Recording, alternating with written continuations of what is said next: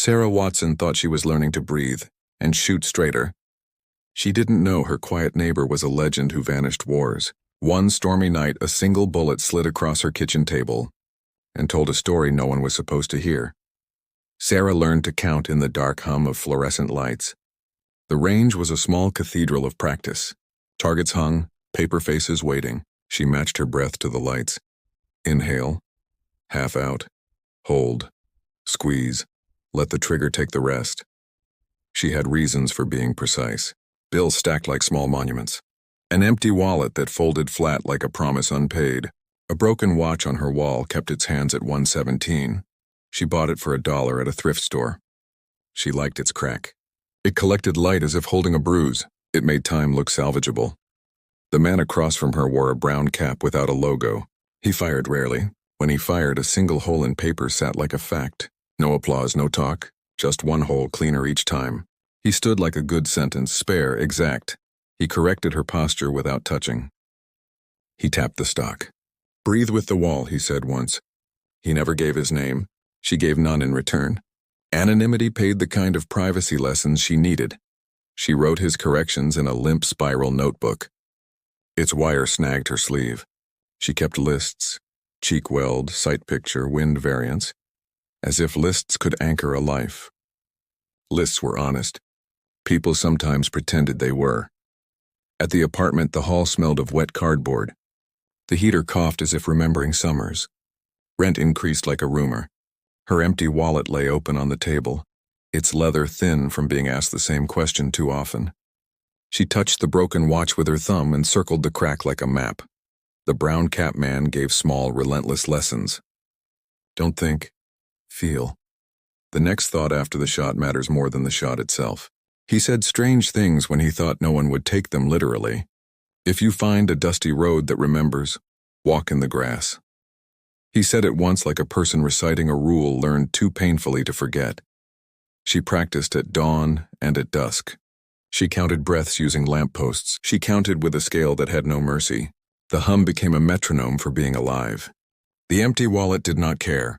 The broken watch did not move. She kept both as proof that time and money had different loyalties. One wet Monday, she found a small tube in her mailbox. No return. Inside, a single round. Not factory pristine. A hand load with a nick at the rim, like a sentence with an intentional pause. The head stamp had been rubbed smooth. Whoever made it wanted anonymity to be part of the message. She brought the round to the range like you bring questions to people who answer in small, clean actions. The man in the brown cap wasn't there that evening. She shot anyway. Her groups tightened. At 2:13 a.m., a soft knock came at her door. Once, not 3 times, not a pattern. Just once, deliberate. She didn't move for a long second. The broken watch caught a passing car's light and flashed a shard into the dark room. The man stood at the door. He set his cap on the table without asking. He looked at the round. He looked at the broken watch. He looked at the empty wallet. "You shouldn't have that," he said. "It arrived," Sarah said. "It's time," he said. "For what?" "To begin telling you why someone sent a round that means more than a bullet." Her phone chimed with an unknown number. A message that read like a challenge. "You asked to know who he is. Bring the round." A pin pulsed on a dusty road at the edge of town. He bent to the broken watch as if reading a secret on the face. "Do not go alone," he said. "Why?" "Because the man who sent that pin knows what the round means. He will test you." "What does it mean?" He put the cap back on, the brim low. "It means I once missed," he said. "How do you miss and become a legend?" "You don't," he said. "Unless the miss wasn't a miss." He stepped into the hall and the city outside smelled like rain and old decisions. Sarah picked up the round. It felt like an accusation. It felt like salvation. She locked the door. She tried the bolt and thought the lock might be a useless ceremony. The hall light blinked. 2 minutes later, the lock turned without her touch. Someone else opened the door. The other man was ordinary in the way of people who keep histories hidden under serviceable clothes. He glanced at the watch on the wall and did not smile. "Who gave you that?" he asked. "A thrift find," Sarah said. $1. "Don't lie to me," he said. His voice came low, close to the floor. The apartment felt suddenly too small. He didn't ask for the round. He watched her fingers instead. "You opened the door for him," he said. which means you trust him enough to be endangered by his truth. Who are you? Someone who reads brass, he said. Someone who knows what hands do when they try to speak without words. He slid a plain card across her table. No name, an address outside town, a drawing of a watch with its hands at 1:17. The watch, Sarah said. Her thumb traced the crack. The broken watch had become a shrine for things paused. You were trained, the man said, not as a soldier. As someone who hears the space between breaths. A legend taught you because he wanted someone at the other end of his sense. He didn't tell you because ignorance is protection. Protection? Shields have holes. He glanced toward the hall. That bullet in your pocket is a key. Bring it to the address, or wait for him to explain why he won't. She thought of the brown cap, of the way he talked in corrections, of the line about walking in grass. She thought of the empty wallet and the way it felt like an index finger keyed to scarcity. She thought of the round heating her palm. She texted the unknown number, fingers jittering. Who are you? Why the card, no reply. She went to work because bills ask for attention the way trains ask for crossings. The spreadsheet on her screen tried to be sensible. People in the office asked about lunch. She said she'd brought her own. At dusk, she returned to the range. The brown cap man waited by the pillar. He studied the card. He didn't flinch. He wants you to meet. Dawn or not. If you go, you'll learn a trade that is less about killing and more about being seen by things meant to be invisible. Will you come? No, he said. Not where he plants his stories. I clear a path first. Clear how? People who plan ambushes have a habit of leaving signs. I take those signs away, she asked more. He replied with measured speech. Walk in the grass. Look at windows more than doors. Arrive early. Leave earlier. Trust the way the ground remembers wait. That night, Sarah lay awake with the round on her bedside table. The broken watch on the wall held its frozen time like a question asked in a church and never answered. Her empty wallet made her feel small and practical. Her chest felt like a room being measured. At 4 a.m., a knock came. Not on the door. On the window. She pulled the curtain a finger's width and saw a shadowed face. A buzz cut rain on the scalp. A woman's eyes the color of river stones. Jen, the woman said when Sarah slid the window open. I read Wind for Rent, she added, almost like an apology. Jun told her the road was a stage set. He sent you west, she said. But the dirt east of that marker is wrong. He wants the road to tell lies. You don't step where the road remembers the wrong dust. What do you mean, wrong dust? June touched her palm and left a smear of black grit. This dust came from a rail spur. He came from the east, not the west. Whoever sent you the pin wants you to meet the story where he wrote the ending. Sarah realized her pulse had a rhythm she now identified. Inhale. Half out. Hold. Squeeze. She trusted that rhythm because men with brown caps had taught it until her body believed. Jun drove them to a point a half-mile away. They walked in the grass as if obeying the man's advice. At the crest, they could see the shack and tire ribs. Jun crouched and read the soil. 2 sets of tracks, one heavy, one lighter. The camera at the shack's eave had fresh spiderweb cracks. A young voice called them by name, sweet with a claim to innocence. Bring the round, it said. We won't hurt you. We want you to hear. June's lips tightened. Sarah felt the wind lay a hand on her cheek like a warning. They stayed behind the rise. The young man stood in the doorway with palms open. He wanted them to see him clearly. A sudden crack from the tree line made the jug inside the shack explode. The camera's lens fractured and dropped shards like small teeth. The voice that said leave had a tone that did not fit the young man's. It belonged to the brown cap. It was low and exact. Leave now. The second crack of a rifle came from the tree line. Not at them. Not at the small, innocent figure. The bullet took the air 2 fingers in front of the chair, a whisper that had counted to 2 and stopped. The young man's eyes widened because the world sometimes folds people into shapes they can't recognize. Something moved in the grass near Sarah's foot. A small folded piece of paper. The ink had been smeared by rain in a deliberate hurry. She picked it up with gloves. It read 3 words.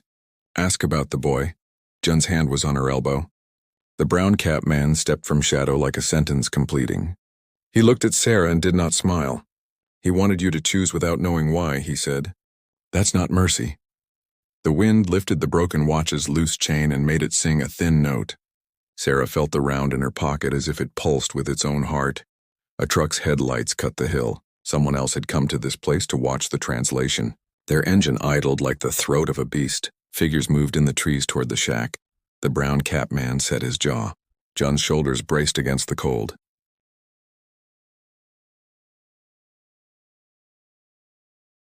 The young man in the doorway raised his hands again, but this time his hands did not look innocent. Sarah thought about the empty wallet, the watch that did not move, the round that had arrived like an accusation. She thought about a boy who might have become a clock. She felt the shots echo in the bones of the hill. It answered a question she hadn't finished asking. The truck's engine muttered. Figures moved like hands across a piano. A man in a hood leaned against the shack's frame. He wore gloves with thin holes at the knuckles. He looked like someone who had practiced looking harmless until it fit. Sarah stayed low. She tasted metal on her tongue like a forecast. John whispered, "They wait to see if you are what he sent." "What if I'm not?" Sarah breathed. "You already were," John said. She sounded tired in the kind of way that meant she had seen this town make the same mistake twice. The brown-capped man counted with his fingers. He had the machine mind of someone who measures distances in small rationals. "2 more steps," he said. "Left, pause, right." They moved. The ground's memory held their impressions like an old ledger. The shack's doorway had a fresh footprint in soft dirt. The camera mount was wrecked and hung down like a broken eye. Behind the shack, a water barrel rocked. The young man stood still as a placard. He wanted them to think he was the story's center. But stories are rarely the thing they show their faces for. Sarah thought of the round in her pocket like a word that might turn a sentence into a sentence you didn't expect. The hooded man spoke with a voice that wanted to be friendly. "You shouldn't have come, sweetheart," he said. "You're making more trouble than he intended." "You're making trouble whether I came or not," Sarah said. The breath counting kept her calm. The brown-capped man's presence flattened the space between heartbeat and decision. "What if he wanted you to meet the original?" the hooded man asked. "What if he wanted to see if his student became a thing of consequence?" The brown-capped man's jaw didn't move much. He answered like somebody returning change at a shop counter. "He chose to teach. That doesn't mean he wanted this crowd to judge." A rustle came from the tree line. A second truck idled low. 2 men stepped out and their boots dug the road like punctuation. The younger of the 2 carried a case that had been peeled and rubbed so often its label had faded away. The older man had hair that had gone silver in a line like a fault. John moved first.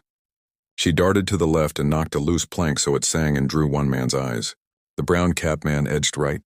Sarah moved down a shallow furrow in the grass that had been promised to forgetfulness.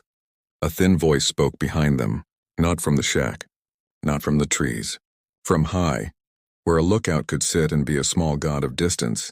"Bring the round," it said again. This time the voice sounded older. It carried no patience, the hooded man snarled.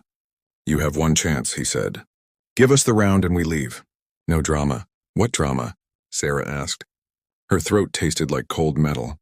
"You keep cameras. You place jugs. You set tripwires. You paint the road wrong." The older man with the silver hair stepped forward and his face was the kind that had been built by practical cruelty. "He deserves reconciliation," he said. "We are merely the accountants. Reconciliation is not what you do," June said. "You make industry of grief." They argued like people who have practiced their lines until grief had become a business. They wanted to make this meeting feel small and tidy. Sarah felt the round in her pocket like a small hot truth. She remembered the brown-capped man's sentence about a miss. "I once missed," he had said, unless the miss wasn't a miss. She thought of someone choosing a bus full of mothers or a boy in a dusty road. She thought about choices that fold into the world and refuse to be taken out. The young man in the doorway spoke then, his voice thinner. "He left things undone," he said. He owed the boy. The boy owes him asking. June lost patience like someone who has spent a life being polite to people who think rules are optional. She stepped out and faced the men. Her hand smelled faintly of engine and coal. "You want her to hand over the round? You want to settle an old story now? You think a single brass shell understands what you hope it will?" The older man smiled with a kind of weathered regret. "A token solves things. He asked us to give her a test. The round is the proof." Sarah thought about the empty wallet again. Proof and money both feel similar sometimes. They both ask for validation. They both change hands. She took a breath and thought of breaths like numbers, inhale, half out, hold, squeeze. She pulled the round from her pocket and put it on the top of her palm as if laying down a small map. The hooded man flicked the cap off his head and smiled cheap. "Give it to me," he said. Sarah's hand trembled. The brass caught sun, and it looked like a coin in the street. She thought of the boy. She thought of the bus. She thought of men who build businesses on other men's pain. A shot cracked from the tree line, not aimed at anyone gathered by the shack, not aimed at the hooded man or the men with the silver hair, not aimed at the brown-cap man or Jun. The shot punched the ground in front of the young man like a punctuation mark meant to show they were not to play at innocence. Glass shattered somewhere close. A camera's mount exploded into a soft thud. The young man's face went from defiant to raw in the second it took to realize he had been used as a symbol. The older man cursed and went for a pocket. The hooded man went for a rifle. Jun grabbed Sarah's wrist and yanked her down. The brown-cap man moved like a shadow with purpose. He had been waiting not to be seen until a moment when being seen mattered. The second shot hit the side of the water barrel and made it hiss like a living thing. Something inside the shack erupted in dust. The road seemed to hold its breath. Sarah's phone buzzed with a text from the unknown number. Tell him about the bus. Tell him the name on the boy's locket. Tell him you know the watch's origin. The message finished. Then a second. Then give him the round. She looked at the brown-cap man. His face was a polygon of old regrets. He took the round from her palm before she could decide. He closed his fingers over it. For a moment nothing moved except the wind and the broken watch's chain clinking on his table. He did not hand it to the hooded man. He did not throw it. He looked at Jun and then at the boy in the doorway. His voice was low and precise. Tell me everything you remember about the bus. The young man's jaw worked. He remembered dust. He remembered a lullaby the driver hummed. He remembered a pocket that had a small silver locket. He remembered a man who had the face of a neighbor who would later teach someone how to hold still. The brown-cap man listened as if he were mapping a room. When the boy finished, the man with the brown cap brought the round to his lips and spoke a name the boy had not heard since the day the road swallowed it. The name hung in the air like an accusation and a prayer. The hooded man's hand slowed. The silver-haired man's shoulders dropped like someone setting down a crate they had been carrying too long, and then a new noise cut across the field. A vehicle, not theirs, fast, headlights like knives. It rumbled the dust into small clouds that painted the ground with ghosts. A voice from the incoming truck carried over the field. Clean and formal. Stand down, it said. The voice had weight and a badge. Every man turned. Every man's choice reframed their next second. The truck stopped at the field's edge. A woman stepped down. Her jacket had a patch sewn plain and stiff. Her walk had the economy of someone who measured distance for a living. She didn't look like an arrival. She looked like a verdict. Status, the older silver-haired man asked, trying to shape his voice into negotiation. The woman's eyes were thin, trained. We heard shots. We heard a gun that missed its target on purpose. She stepped closer to the group and didn't spare them a glance. She looked at Sarah. She looked at the broken watch. Miss Watson? She asked. Sarah closed her mouth. The name felt like an address. The empty wallet in her chest clicked like a latch. Yes, she said. The woman nodded once, not a courtesy. We are here because your rounds have been noticed. We prefer stories to end in papers, not people. Jun spat a dry sound. She folded her hands and refused to cower. The hooded man pulled his jacket tight and calculated the woman's height. The silver-haired man attempted a grin that had no purchase. The brown-capped man set the round on his palm like a sacrament. He didn't act as if it were proof or prize. He treated it like something that could be read. He tipped it and caught the light. Then he spoke in slow pieces. There was a bus, full of people. A choice was made. The boy survived. He carried an artifact. He tapped the round, then the watch on the wall. That watch is not from a pawn store. It belonged to someone who kept time for him. The boy remembers a locket. You tell me the locket's inscription and I will tell you what to do next. The young man's face folded inward. He dug in his jacket and pulled out a small silver locket. The chain was thin as a secret. He opened it with trembling fingers. Inside was a photo no bigger than a postage stamp and a tiny scratch of script. Sarah saw the child in the photo. A boy with a streak of dust across one cheek. He looked like every small person whose life split into before and after at the same time. The script read faint LM, for always. The brown-capped man closed his eyes and the room felt older by one breath. LM, he said. Her name. The silver-haired man tried to reach for the locket. The woman from the truck put a hand on his arm.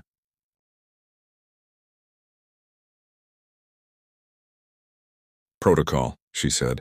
We process. You called them? Jun spat. She had a hurt face the shade of someone who keeps bills in order. This isn't a federal story. It is when shots escalate into a series, the woman said. She trailed off and looked at Sarah with something that wasn't unkind. Miss Watson, when you received that round, you stepped into an old ledger. Old crimes leave ledgers.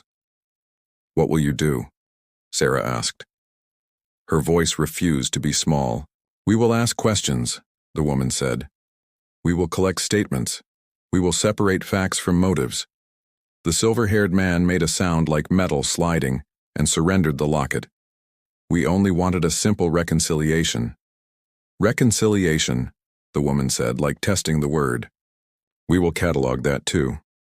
June kept her jaw set. The brown cap man rubbed the round on his palm until the brass seemed polished by touch. He held the locket and saw the photo, and for the first time since she'd met him, he betrayed a private fracture. He told a sentence that made it clear some memories were not comfortable to hold. She kept a watch, he said. Time stopped at 1:17 the day the bus. Stop, the silver-haired man said. Why not tell him? The hooded man demanded. This is what he asked. Proof. Exchange the round, hand over the locket, and we all walk away with papers and promises. The woman from the truck raised her palm. We do not trade artifacts for peace, she said. This is not how we resolve things. Sarah felt the empty wallet burn like a memory of hunger. Her hand went to the pocket and felt nothing there. The brown cap man had kept the round. Her throat felt like a narrow corridor. The man with silver hair tried to bargain. He offered stories about lost praise and old debts. The woman listened and wrote something in a pad. Her pen scratched like a small machine. You will present evidence to the desk, she said finally. We will file a report. If there is a criminal claim, we handle it. If there is a civil matter, that is for court. Court, said the hooded man as if the word hurt him. June laughed without a sound. Courts don't pay grief. They paper it. They make it legal. You want the truth? The woman asked. Do you want to know what happens when someone who was taught the art of long distances chooses how to spend that art? The brown cap man tightened. I took a bus once, he said. His voice was a scale that had lost a note. It offered a choice. I chose the group without knowing all the weights. I did not know the ledger I would carry. I did not know a boy would count my days by a broken watch. Sarah listened and felt the city press down. The woman watched her with eyes that knew how to read the small print. Miss Watson, she said, you were given a round that belonged to a ledger. You have a choice. You can let us take custody of the artifacts. You can sign statements and we will pursue a legal path. Or you can walk away and try to keep your life smaller. Sarah closed her eyes. She thought of the broken watch on her wall with its frozen hands. She thought of the empty wallet and how it had made decisions for her by making her poor.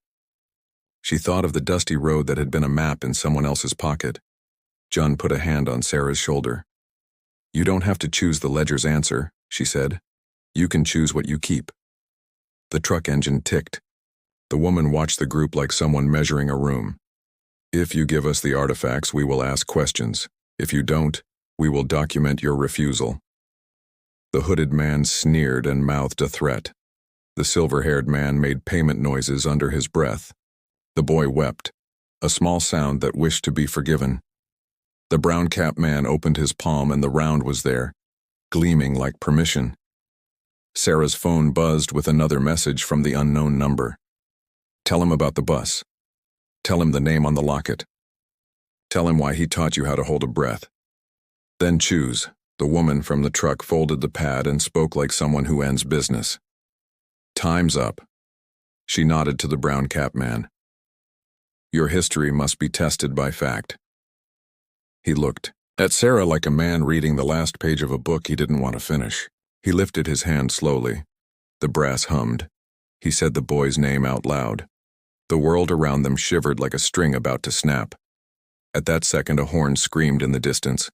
A pickup barreled down the hill faster than any of them expected. The driver leaned on the horn, a desperate machine. Everyone's head turned. The pickup's passenger window rolled down. A face leaned out and shouted a name that changed the field's gravity. The name was Sarah's. The name came loud enough to drown small plans. It sliced the morning like a knife. The pickup swung into a screech and stopped. Dust rose in a veil that erased the horizon for a second, and then let it be again.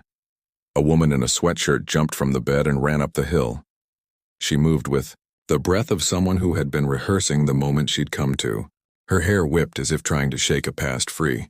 She shouted something at the truck driver and then at the group by the shack. "Sarah, don't listen to them. Not yet." The silver-haired man made a sound like he was calling for a law transcription. The hooded man stepped toward the newcomer and then checked himself. June's lips compressed. The woman from the truck folded her arms and took stock of the new person as if inventory mattered. "You came," Sarah said.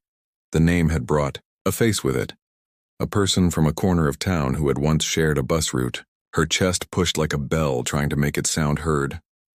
"I heard a voice on the radio," the newcomer said. "The channel said shots near your address.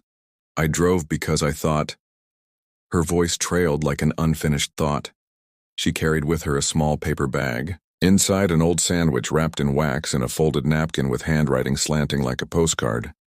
She held it out like an offering.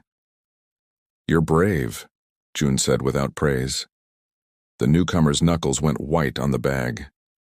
The woman from the truck walked up to the newcomer and studied her. "You may be reckless," she said, "but you may also be relevant." "Relevant?" the newcomer echoed. She looked exhausted and guilty in the same tidy breath. Sarah felt the empty wallet pinch like a memory. She looked at the brown cap man who still had the round cupped in his palm. He had the face of a man who had learned to carry a ledger and did not like how the numbers kept shifting. The old silver-haired man tried to gather the meeting toward a small resolution. "We asked for reconciliation," he said. "A token. Exchange and go. No papers, no headlines, just a quiet shaking of hands." The newcomer held out the napkin. On it, scrawled in the hurried, uneven handwriting of someone who had been afraid to speak, were 3 words. "Tell him the truth." Sarah realized the napkin's script matched a sentence her mother had once scrawled on a confiscated hospital receipt. The world folded in on a memory like a map being closed. The woman from the truck consulted her pad and made a note. "We will take statements," she said. "We will talk to anyone connected to the ledger. For now, keep the pieces safe. We'll do a temporary custody agreement." Jun spoke before anyone could refine the terms. "Temporary custody is a trap." She spat the words. "You pad the ledger and someone forgets the faces." "We won't," the woman said. Her voice hardened. "We have rules." "You have rules," June echoed. "And rules let men sleep." The hooded man laughed like a machine grinding. He would not be satisfied without an exchange. "Give us the round," he said. "Give it now. We will sign papers." The brown cap man moved the round from one finger to another and considered the group like someone choosing which truth to hand a child. He finally set it down on the palm of Sarah's hand. Her fingers closed with the round between them. It was cold and heavy with other people's decisions. She felt the broken watch on the wall like a hand that might move if she asked it to. The name on the locket felt heavy in her head. "Tell him," the unknown numbers message read. "Tell him about the bus. Tell him the name on the locket. Tell him why he taught you to hold breath. Then give him the round." She opened her mouth. Her voice came thin at first. She spoke about a bus that carried more than people. She spoke about a driver who hummed a tune and mouthed words that meant something different when repeated in dust. She told them about a little girl named M, who carried a watch that stopped at 1:17 the day the bus became a ledger. The brown cap man nodded like a man who had been waiting on a line for his turn. He listened, and when she finished, he told them a piece of a story he had not told anyone. He spoke of having to choose the weight of lives in a factory of decisions. He had made it practical once. It had become the rest of his life. He told them he taught Sarah to feel the space between breaths because living in that space would let her survive decisions. He told them he had not expected the ledger to find her. He said quietly, that sometimes the thing you train someone for becomes a burden if you do not explain the ledger behind it. The silver-haired man's shoulders slumped like a man who had been asked to carry a crate he had packed himself. The hooded man looked furious because someone had changed the terms. The woman from the truck closed her pad. "We will file," she said. "We will start a docket. There will be hearings. There will be testimony. It will be procedural, horrible for healing, honest for record." John leaned in and whispered to Sarah, "If they take the artifacts, the ledger goes paper. Paper is easier to litigate. Paper is harder to live with." The brown-capped man held Sarah's shoulder for a second and said, "Whatever you choose, know the boy's name is not the ledger. People who suffered deserve to be heard."